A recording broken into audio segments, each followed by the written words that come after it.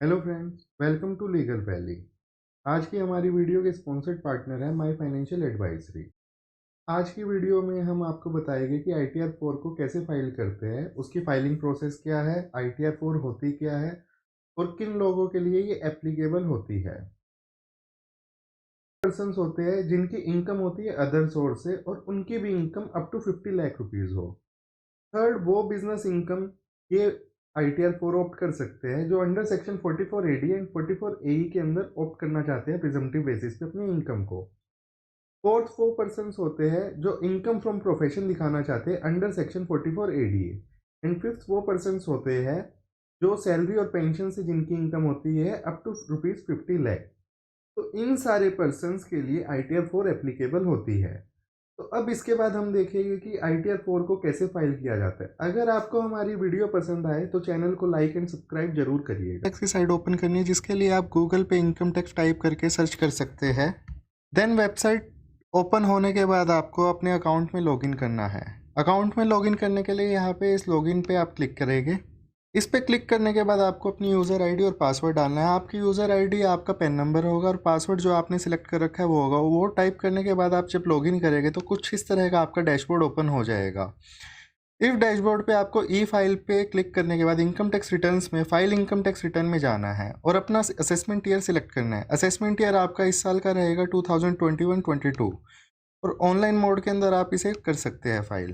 तो यहाँ पे कंटिन्यू आप कर दीजिए और ये आपका ऐसे पेज ओपन हो जाए। पेज होने के बाद आपको स्टार्ट न्यू फाइलिंग पे क्लिक करना है, बट मैंने आपके लिए पहले से ही ड्राफ्ट सेव कर रखा है तो आइए इसे ही खोल के मैं आपको दिखाता हूँ। रिज्यूम फाइलिंग पे क्लिक करने के बाद मेरा डैशबोर्ड कुछ इस टाइप से ओपन हो जाएगा। इसके अंदर आपको कुछ क्वेश्चंस के आंसर देने हैं, कह दीजिए अपनी इन्फॉर्मेशन फिलअप करनी है, जिसके बाद आप अपनी ITR को फाइल कर सकते हैं। तो सबसे पहले आपको अपनी पर्सनल इन्फॉर्मेशन को फिल करना है, जो कि लगभग सारी चीज़ें इनकम टैक्स के पोर्टल से अपने आप ही उठ के आती है। आपको कुछ चेंज करना है तो आप एडिट कर सकते हैं। सबसे पहले आपकी प्रोफाइल आ गई है, फिर कॉन्टैक्ट डिटेल आ गई। यहाँ से आप अपनी प्रोफाइल में कॉन्टैक्ट को एडिट कर सकते हैं। उसके बाद नेचर ऑफ एम्प्लॉयमेंट पूछी गई है, जिसके अंदर आप सिलेक्ट करेंगे कि आपकी कैसी नेचर ऑफ एम्प्लॉयमेंट है। नॉट एप्लीकेबल आप सिलेक्ट कर सकते हैं क्योंकि इस केस में मेरे अंदर कोई भी सैलरीड इनकम नहीं है। उसके बाद आपसे फाइलिंग सेक्शन पूछा जाएगा। 139(1) सेक्शन रिटर्न फाइल्ड ऑन और बिफोर ड्यू डेट के लिए सिलेक्ट किया जाता है। क्योंकि मेरी रिटर्न बिफोर ड्यू डेट से पहले है तो इसलिए मैंने 139(1) को सिलेक्ट किया गया है। बाकी आपके ये अलग अलग सेक्शंस हैं जो अलग अलग केस के अंदर आपके यूज़ हो गए। उसके बाद पूछता है कि आप न्यू टैक्स रिजीम के अंदर ऑप्ट करना चाहते हैं ओल्ड रिजीम के अंदर। तो मैं ओल्ड टैक्स रिजीम के अंदर हूँ तो इसलिए नो पे सिलेक्ट कर रखा है। उसके बाद पूछेगा कि आपका रिप्रेजेंटेटिव एसएससी फाइल कर रहा है, तो मेरा आंसर है नो। उसके बाद आपकी बैंक डिटेल पूछी जाएगी, जिस भी बैंक के अंदर आप अपना रिफंड मंगवाना चाहते हैं वहाँ पे इसको टिक करिए। अगर आपका एक है तब भी आपको यहाँ पे टिक करना है और उसके बाद आप कंफर्म कर दीजिए। सर अगर आपके लिए रेलिवेंट है तो आप फिल कर दीजिए, नहीं तो आप स्किप द क्वेश्चंस कर सकते हैं। मैंने यहाँ पे स्किप द क्वेश्चंस कर दिया है। इसके बाद ये आपसे अलग अलग हेड के अंदर आपकी इनकम पूछेगा। मेरी सैलरी से कोई इनकम नहीं है तो मैंने सैलरी छोड़ दिया, हाउस प्रॉपर्टी से भी नहीं है, बट मेरी बिजनेस और प्रोफेशन से है। बिजनेस और प्रोफेशन में आप यहाँ पे एडिट के अंदर जाके या फिल करने के लिए करेंगे। इसके अंदर आप 3 केसेस के अंदर अपनी रिटर्न या इनकम को शो कर सकते हैं प्रिजम्पटिव बेसिस पे। बिजनेस की हो सकती है, आपकी प्रोफेशन की हो सकती है, गुड्स कैरेज की। मेरे केस के अंदर प्रोफेशन की है तो यहाँ पे मैंने प्रोफेशन के अंदर सारी डिटेल्स फिल कर रखी है, जैसे nature of name of business क्या है, बिजनेस कोड क्या है, डिस्क्रिप्शन क्या है। उसके बाद ग्रोस रिसिप्ट मेरी जैसे इसके अंदर 8,97,680 है तो मैंने इसके अंदर यहाँ पे फिल कर दिया। उसके बाद मैंने प्रिजम्पटिव बेसिस पे 44ADA के अंदर आपकी 50% या उससे अबव इनकम को कंसीडर किया जाता है, तो मैंने 4,65,840 की मेरी टोटल इनकम थी तो मैंने यहाँ पे इसे फिल कर दिया। उसके बाद आप सेव कर देंगे। उसके बाद ये आपसे पूछेगा कि अदर सोर्स की कोई इनकम है, तो यहाँ पे एडिट के अंदर जाके मेरी इंटरेस्ट की इनकम थी सेविंग बैंक अकाउंट से तो मैंने वो फिल कर दिया 1187 की। तो अब इसके बाद ये जब आपने सारी इनकम्स अपनी फिल कर दी है तो उसके बाद आपको यहाँ पे इसको कंफर्म करना है। टैब के अंदर आपसे पूछा गया है कि आपको डिस्क्लोजर्स करने और अपनी एग्जाम्प्ट इनकम को बताना है, तो इसके अंदर आप क्लिक करेंगे। उसके बाद आप अपने फाइनेंशियल पर्टिकुलर डालेंगे, जैसे कि आप देख सकते हैं मैंने इसके अंदर डाला हुआ है। उसके बाद आपकी जीएफटी की इनकम पूछी हुई है कि आपकी टर्नओवर कितनी थी या ग्रॉस रिसिप्ट कितनी थी। मैंने जीएफटी नहीं ले रखा है क्योंकि मैं जीएफटी के क्राइटेरिया में नहीं आता हूं, तो इस वजह से मैंने यहाँ पे कोई भी कॉलम को फिल नहीं कर रखा है। उसके बाद मेरी कोई एग्जाम्प्ट इनकम नहीं थी तो इसलिए मैंने उसे छोड़ रखा है। उसके बाद आपको यहाँ पे इसे कन्फर्म करना है। नेक्स्ट टैब के अंदर आपको टोटल डिडक्शंस यहाँ पे बतानी है। तो इस पे क्लिक करने के बाद आपको यहाँ पे ये पूछेगा कि आपने कोई डोनेशन पे किया है, किसी और डिडक्शन के अंदर ATGG के अंदर आप एप्लीकेबल है या फिर आपको एलिजिबल है, या आपने ATC के अंदर कोई ले रखा है, तो वो सारी चीज़ें फिल करनी है। मेरी खाली यहाँ पे इंटरेस्ट इनकम जो है वो डिडक्शन के लिए एप्लीकेबल है अंडर सेक्शन 80 TTA, जो कि 10,000 रुपीज़ तक ही एग्जेम्प्ट होती है। तो मैंने यहाँ पे 1187 को यहाँ पे टिक करके 1187 फिल कर दिया है, तो जिसके बाद मेरे को इसकी डिडक्शंस मिल जाएगी। उसके बाद मेरे को यहाँ पे कंटिन्यू करना है। उसके बाद ये पूछेगा कि आपकी 80D के अंदर कोई डिडक्शन है या आपने कोई और डोनेशन चैरिटेबल दे रखा है, तो उस केस के अंदर आपको यहाँ पे फिल करना है। बट मेरा और कुछ नहीं था, तो मैं यहाँ पे इसे कंफर्म कर दूंगा। कंफर्म करने नेक्स्ट स्टेप है, उसके अंदर आपसे पूछे जाएगा कि आपने कितना टैक्स पे किया है या आपका कोई TDS डिडक्ट हुआ है, तो वो सारी चीज़ें इसके अंदर फिल करनी है। तो मैं इसको आपको ओपन करके दिखाता हूँ।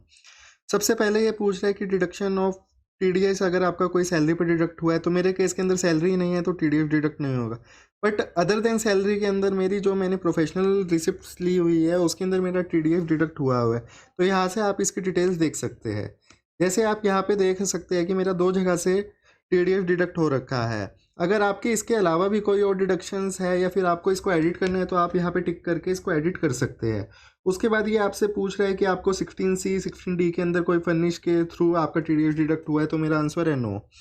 उसके बाद ये दिखा रहा है कि TCS कोई आपका डिडक्ट हुआ है या आपने कोई एडवांस टैक्स या फिर सेल्फ असेसमेंट टैक्स पे किया। बट मेरे केस के अंदर खाली TDS डिडक्ट हुआ है। जैसे आप देख सकते हैं, तो डिडक्टर ने मेरा TDS डिडक्ट किया है, तो ये यहाँ पे फिल है। तो मैंने इसको यहाँ पे, ये भी आपका सारा ऑटोमेटेड ही आता है, तो आपको बस यहाँ से चेक करना है कि अगर आपका सही से नहीं आया है तो आपको यहाँ पे एडिट करके आप इसके अंदर फिल कर सकते हैं। मेरा यहाँ पे सही आया है, तो मैंने इसको, अब ये आपका जो लास्ट और सबसे आखिरी नहीं छेड़ा है और ये एज इट इज़ ही छोड़ दिया। उसके बाद आपको यहाँ पे कंफर्म करना है और आपका ये टैब भी सक्सेसफुली फिल हो चुका है। अब ये आपका जो लास्ट और सबसे आखिरी टैब बचता है वो बचता है टोटल टैक्स लायबिलिटी। आइए इसे भी ओपन करते हैं और देखते हैं इसके अंदर क्या है। इसके अंदर आपकी टोटल ग्रोस टोटल इनकम पता चल जाएगी, उसमें से कितनी आपकी डिडक्शंस हुई है, उसके बेसिस पे आपकी कॉम्पिटिशन ऑफ टैक्स निकल के, जैसे मेरे केस के अंदर मेरे को 87A के अंदर रिबेट मिल गई है। मेरा जो टैक्स बन रहा था 10,792 रुपीज़ का, तो मेरे को यहाँ पे कोई टैक्स पे नहीं करना है। तो आपकी टोटल टैक्स यहाँ पे मेरी नील आ रही है, जिसके अंदर मेरा इंटरेस्ट पेबल भी नील है और फीस भी नील है। तो यहाँ से मैं कंफर्म कर दूंगा।